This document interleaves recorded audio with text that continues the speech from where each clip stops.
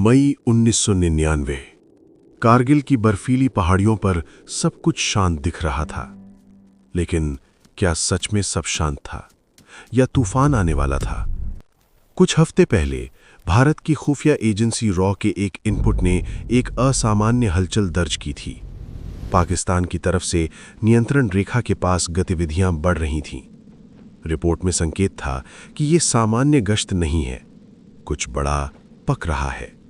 लेकिन उस समय सर्दियों के बाद पोस्ट खाली करना एक नियमित प्रक्रिया मानी जाती थी। ऊंचाइयों पर तैनाती मुश्किल थी और यह मान लिया गया कि सामने भी वही नियम लागू होंगे। फरवरी 1999 में लाहौर बस यात्रा के बाद माहौल उम्मीद से भरा था। प्रधानमंत्री अटल बिहारी वाजपेयी शांति का हाथ बढ़ा चुके थे। ऐसे समय में युद्ध की आशंका पर भरोसा करना मुश्किल था। शायद इसी भरोसे ने खतरे को हल्का कर दिया। फिर मई की शुरुआत में लद्दाख के चरवाहों ने कुछ अजनबी चेहरों को ऊंचाइयों पर देखा। सेना की पेट्रोलिंग पार्टी गई और गोलियों की आवाज गूंज उठी। ये कोई घुसपैठ नहीं थी, ये सुनियोजित कब्जा था। पाकिस्तान की सेना के सैनिक मिलिटेंट के भेष में भारतीय चौकियों पर बैठ चुके थे। अब साफ था, दुश्मन ने सर्दियों में खाली की गई ऊंचाइयों पर चुपचाप कब्जा कर लिया था। टोलोलिंग, टाइगर हिल, द्रास, हर नाम अब एक युद्ध का प्रतीक बनने वाला था। देश को बताया गया कि यह सीमित घुसपैठ है, लेकिन जमीनी सच्चाई कहीं ज्यादा गंभीर थी।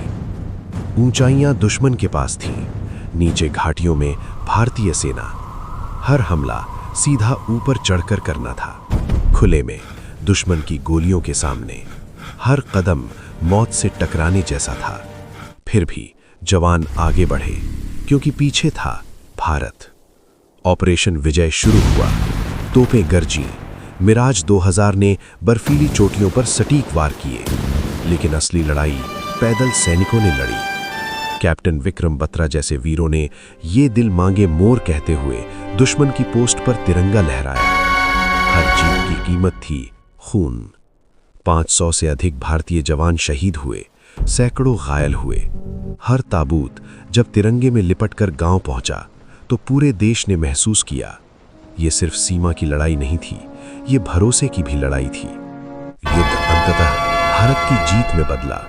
अंतर्राष्ट्रीय दबाव बढ़ा, पाकिस्तान को पीछे हटना पड़ा।